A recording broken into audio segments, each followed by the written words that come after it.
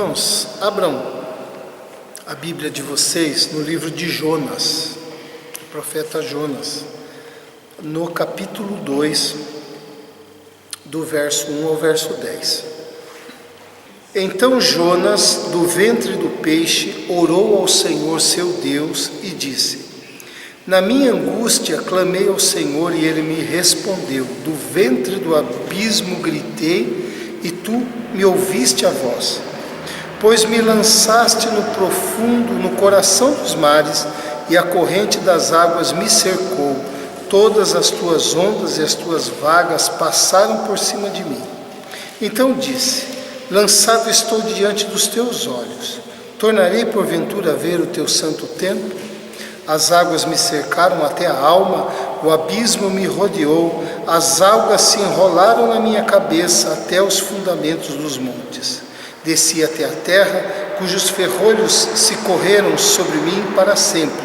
Contudo fizeste subir da sepultura a minha vida, ó Senhor meu Deus. Quando dentro em mim desfalecia a minha alma, eu me lembrei do Senhor e subiu a ti a minha oração no teu santo templo. Os que se entregam à idolatria vã, abandonam aquele que lhes é misericordioso. Mas com a voz do agradecimento, eu te oferecerei sacrifício, o que votei, pagarei. Ao Senhor pertence a salvação. Falou, pois, o Senhor ao peixe, e este vomitou a Jonas na terra. Até aqui. O livro de Jonas é um livro biográfico, que mostra o tempo inteiro Jonas conversando com o Senhor falando com ele, falando com o profeta. Jonas recebeu uma ordem de levar uma mensagem a um povo ninivita, de Nínive, uma mensagem de arrependimento. E Jonas não quis levar, Jonas fugiu, não quis levar porque o que Jonas queria era que Deus manifestasse a ira mesmo, a cólera, o julgamento sobre esse povo.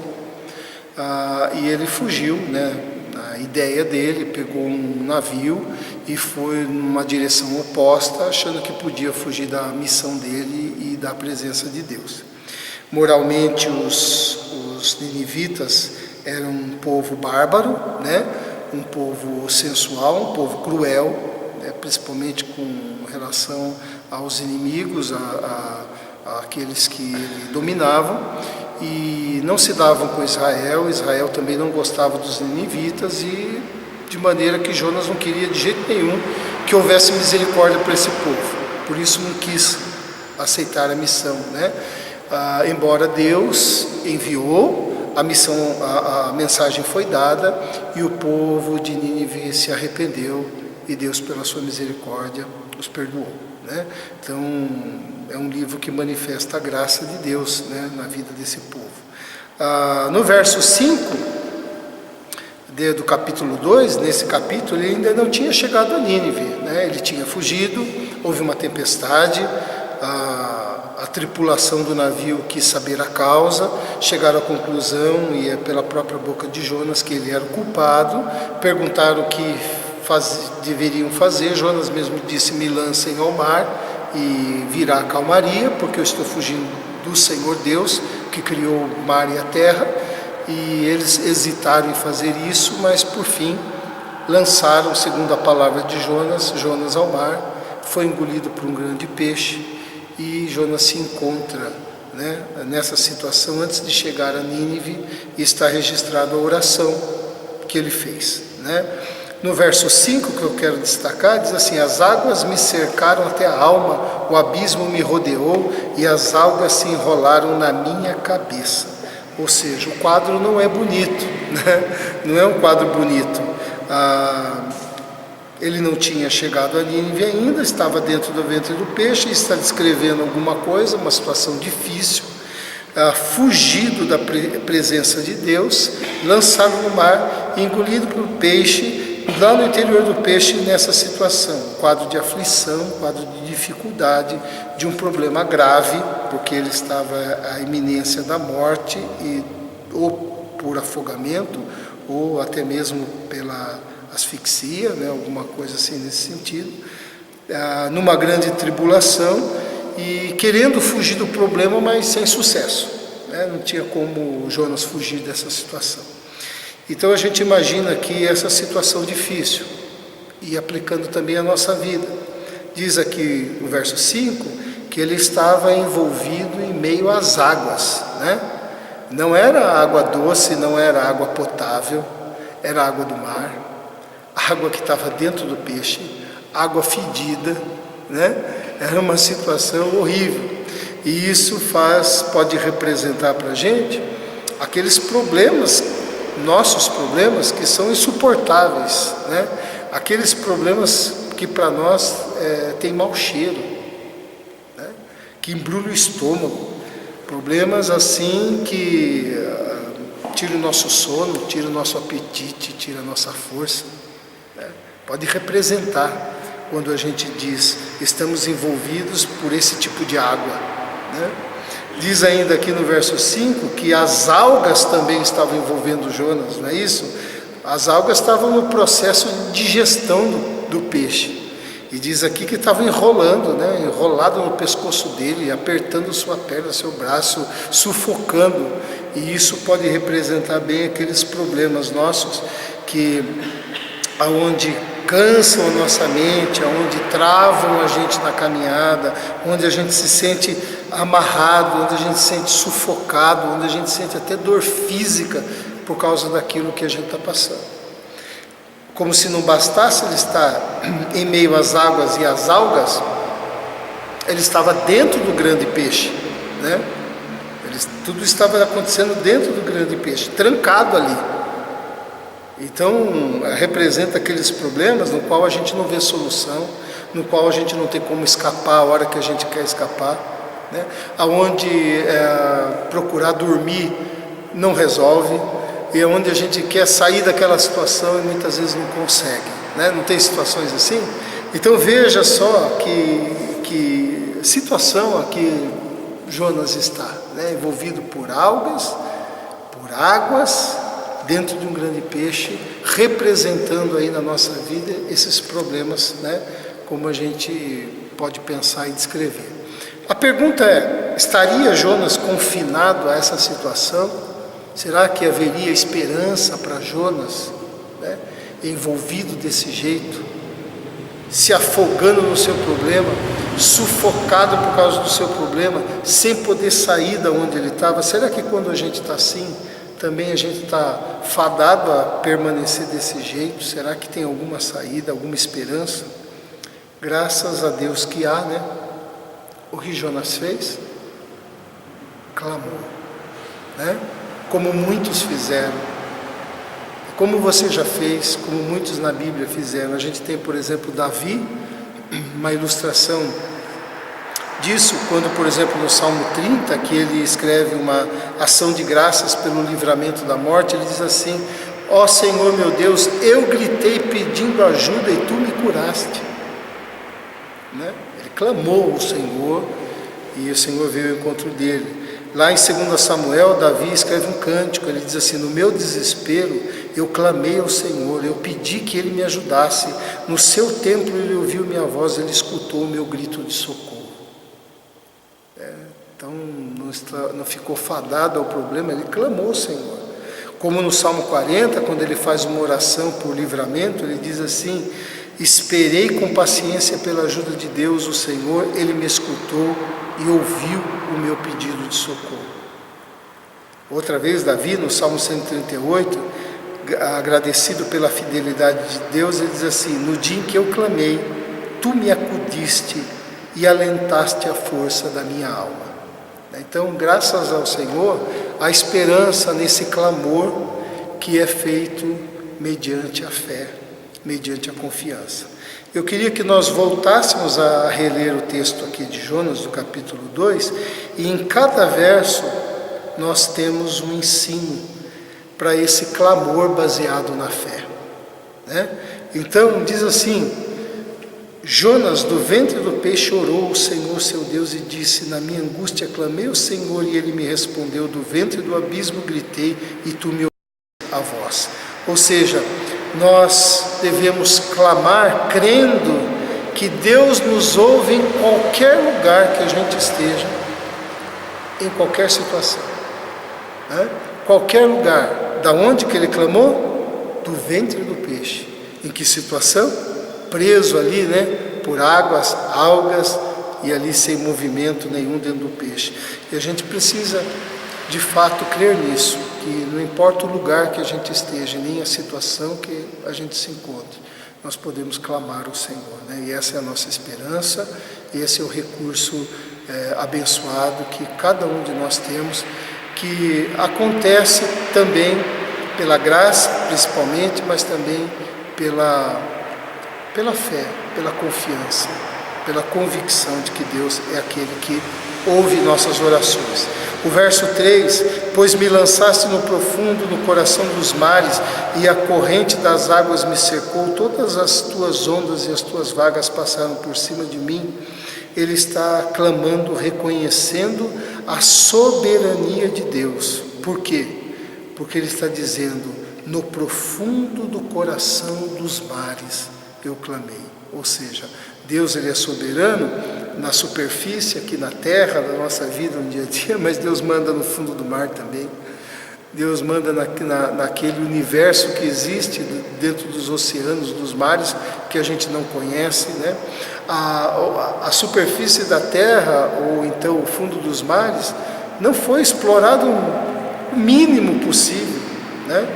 O homem explora muito mais o espaço do que o mar, né? Há muito mais mistérios em relação ao que está debaixo das águas do que está lá no universo. O homem tem mais conhecimento lá do que... Porque até mesmo por causa da profundidade, o homem chega até um certo limite, né? Não tem equipamento ainda para... Mas a gente sabe que cidades estão sendo descobertas debaixo das águas, né? Há toda uma cultura debaixo da água. Então Deus, ele está reconhecendo a soberania de Deus, assim como a gente, no nosso clamor, precisamos reconhecer que Deus é soberano, soberano sobre, e principalmente, até mesmo acima do problema que a gente está passando, né? Verso 4: então disse: lançado estou diante dos teus olhos, tornarei porventura a ver o teu santo templo? Ou seja, clamar desejando não se apartar do Senhor, sabendo que Ele deseja que a gente não se aparte dEle, porque Ele aqui está preocupado: será que eu vou voltar a adorar o Senhor no santo templo? Será que eu ainda vou? Lembrando que o templo naquela época representava tudo aquilo que a gente pode pensar do Senhor, o culto, o ensino, a expressão, né? Todas as coisas, os utensílios, a liturgia, e ele mesmo ali, no ventre do peixe, está dizendo: porventura eu vou tornar a ver o teu santo templo, né?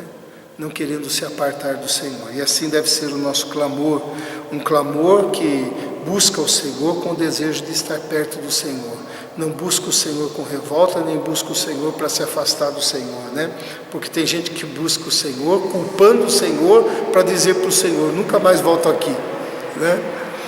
Mas ele não, é outro espírito, né? Verso 5: as águas me cercaram até a alma, o abismo me rodeou, e as algas se enrolaram na minha cabeça. Veja, ele está cercado até a alma, rodeado pelo abismo, enrolado pelas algas na cabeça, né? Então clamar, ainda que a nossa alma esteja cercada por todos os lados. E a gente sente a alma cercada por todos os lados quando a gente pensa, sente e não vê uma luzinha no fundo do túnel, né? Nossa alma cercada, a gente fica perguntando: até quando, né? Parece que nunca vai chegar um dia em que as coisas vão mudar, apenas parece, né? Chegou para Jonas como chega para cada um de nós, mas a gente clamar ainda que a nossa alma esteja sentindo assim. No verso 6: até os fundamentos dos montes, descia a terra, cujos ferrolhos se correram sobre mim para sempre, contudo fizesse subir da sepultura a minha vida, né? Então ele está clamando, confiando na graça de Deus, né?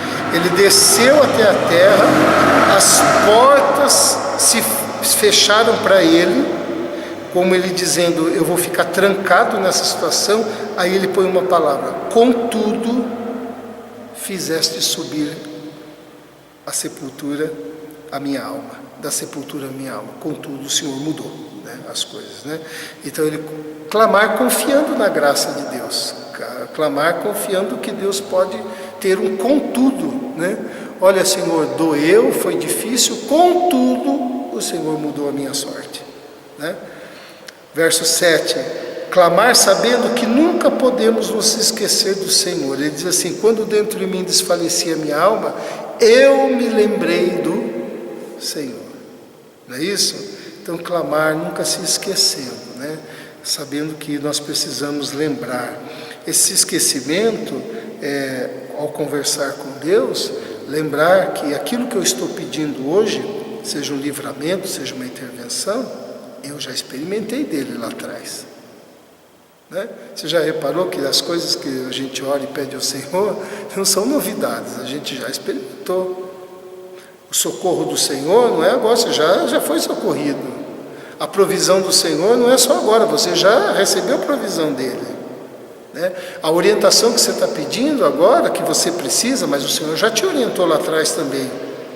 Normalmente a gente pede aquilo que a gente já tem experiência de que o Senhor fornece, né? Verso 8 diz o que? Os que se entregam à idolatria vã abandonam aquele que lhes é misericordioso. Clamar reconhecendo os nossos erros. Jonas está aqui fazendo uma oração, arrependido, reconhecendo que Deus o viu, porque ele sabe que foi lançado ao mar, ele sabe que está nessa condição, porque ele tentou fugir de Deus, ele sabe. Então clamar ao Senhor, reconhecendo os nossos erros. O verso 9, mas com a voz do agradecimento, eu te oferecerei. Ele está falando no futuro, né? Então clamar com uma atitude antecipada de louvor, né? Ele diz assim, mas com a voz do agradecimento, eu te oferecerei sacrifício, o que votei pagarei. Ele ainda não tinha saído do ventre do peixe, mas ele já estava agradecido, dizendo, eu vou louvar o Senhor, eu vou pagar aquilo que eu votei, eu vou oferecer sacrifícios ao Senhor, né? Que era a linguagem do culto daquele tempo. Ainda no verso 9, ele diz, ao Senhor pertence a salvação, né? Clamar crendo que mesmo na aflição, por mais pesada que seja, ela tem um objetivo salvador. Quer ver? O problema de Jonas era o peixe, mas a solução de Jonas também era o peixe. Porque se ele saísse fora do peixe, ele ia morrer afogado. A chance dele ir para a terra estava no peixe. O peixe era o problema dele, mas também era a salvação dele. Muitas vezes a dor que a gente está passando hoje é a nossa salvação. Talvez a dor que a gente está passando hoje faça com que a gente busque mais o Senhor. Talvez a dor que a gente está passando hoje faça com que a gente experimente mais dele. Mude o nosso jeito, o nosso temperamento, a maneira de pensar. Muitas vezes a situação difícil, ela é difícil, mas também é a minha salvação. Porque ela vai produzir coisas em mim que de outra maneira não seriam produzidas. Né? Interessante essa questão do peixe.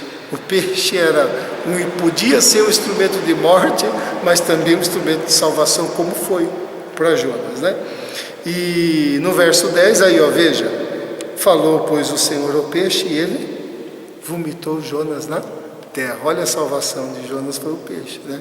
Então clamar sabendo que Deus é Deus e ele reverte a situação. Se Deus deu a ordem para o peixe engolir Jonas, a gente pode pensar que Deus agiu com uma atitude de juízo, mas na verdade o peixe foi manifestação da graça de Deus na vida de Jonas. Porque se Jonas caísse no mar sem ser engolido pelo peixe, ele certamente teria se afogado. Mas o peixe foi um local onde Deus preservou Jonas da onde Jonas pôde refletir, da onde Jonas pôde orar, e foi o instrumento que o jogou na terra. E depois, se você continuar lendo aqui, você vai ver que ele jogou lá em Nínive, né? Foi a embarcação que Jonas tomou para fugir, Deus mandou a embarcação dele e o jogou aonde ele deveria estar, né? Então eu queria deixar essa palavra convidando você a fazer o seguinte: apresentar diante de Deus as águas e as algas. Apresentar diante de Deus aquilo que está te sufocando, aquilo que está te prendendo, sabendo que no clamor, mediante a fé, clamando ao Senhor, confiando nele, as coisas vão mudar. Às vezes não é no tempo que a gente quer, né? Mas elas vão mudar. Mas se a gente não clamar com esse espírito, com essa confiança, com esse crer que a gente está vendo aqui, as coisas não vão mudar. Quando a gente lê essa história de Jonas, você diz, é um milagre, porque humanamente, possível. Mas aquilo que era impossível para ele, é possível para Deus, né? Então eu quero convidar você na sua casa, né?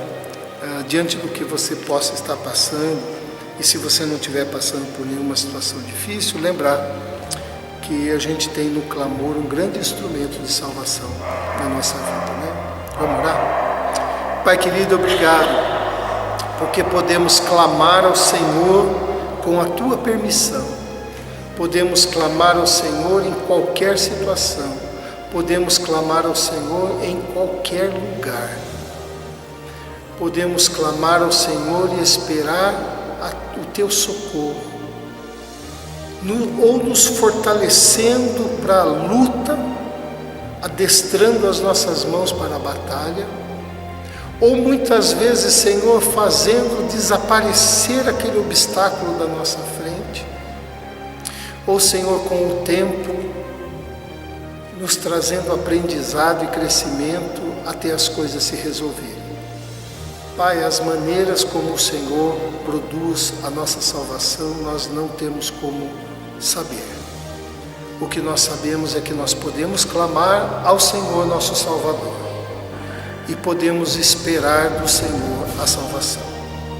Que no nosso coração o Senhor possa encontrar essa confiança, esta convicção, que um clamor submisso ao Senhor, crendo no Teu caráter, em quem Tu és, as coisas mudam. Por isso há esperança. Por isso nós não estamos, ó Pai, fadados a ficar enrolado pelas algas, submerso debaixo das águas, Pai, com o temor e o medo de morrer afogado. Mas, Senhor Deus, nós podemos e sabemos que, se for necessário, o Senhor vai providenciar aquilo que nós precisamos para nos salvar. Então nós apresentamos nossas questões, nossas lutas, Pai, nossas situações difíceis, e queremos que o nosso coração, queremos, Senhor Deus, realmente entregar o nosso coração num clamor de confiança, de submissão, de entrega, de humildade, esperando o tempo do Senhor e o modo do Senhor para a nossa salvação. Em nome de Jesus, eu te louvo e eu te agradeço. Amém. Amém? Deus abençoe.